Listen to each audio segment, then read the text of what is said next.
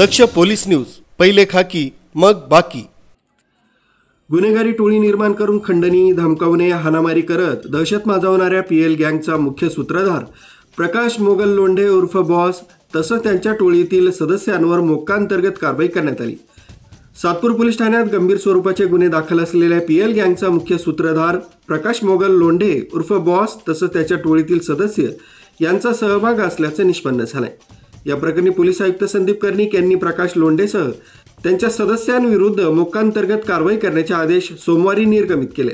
प्रकाश लोंढे तसेच त्याच्या टोळीतील सदस्यांनी गुन्हेगारी टोळी निर्माण करून एकट्याने किंवा संघटितरित्या हिंसाचाराचा अवैध शस्त्रांचा वापर करून धाकदपटशा दाखवून आर्थिक फायद्यासाठी हप्ते गोळा करणं, परिसरात वर्चस्व निर्माण करून खंडणी वसूल करणं या प्रकारे बेकायदेशीर कृत्य चालू ठेवलं। संशयितांनी नियोजनबद्ध कट रचून गुन्हे केल्याचे तपासात निष्पन्न झाले। तसंच संशयित आरोपींनी संघटितरित्या गुन्हा केल्यानं पोलीस आयुक्त संदीप कर्णिक यांनी गुन्ह्याचे गांभीर्य ओळखून गुन्ह्यातील संशयित आरोपींविरुद्ध कठोर कारवाई करण्यासाठी वाढीव कलमे लावून मोक्का कायद्याअंतर्गत ठोस कारवाई करण्यात आली। पुढील तपास सहाय्यक पोलीस आयुक्त अंबड विभाग नाशिक शहर यांच्याकडे सोपवण्यात आला। पीएल गँग विरुद्ध जो गुन्हा दाखल होता सातपूर पोलीस ठाणे येथे खुनाच्या प्रयत्नाचा गुन्हा, या गुन्ह्यामध्ये मोक्काची कलम ऍड करण्यात आलेली आहे। या गुन्ह्याच्या तपासामध्ये निष्पन्न झालं की पीएल गँग वर आतापर्यंत पीएल गँग प्लस त्याचे सभासद एकूण 20 गुन्हे दाखल आहेत आजपर्यंत। आणि या 20 गुन्ह्यामध्ये खून, खुनाचा प्रयत्न, खंडणी, दहशत पसरवणे, जमिनी बळकावणे असे विविध प्रकारचे गुन्हे दाखल आहेत। या गुन्ह्याला मोक्काचे कलम ऍड करून मोक्का अंतर्गत आता तपास सुरू करण्यात आलेला आहे। या गुन्ह्यामध्ये आतापर्यंत 13 जणांना अटक करण्यात आलेली आहे, 4 जण फरार आहेत आणि इतरही आरोपींची वाढ होऊ शकते।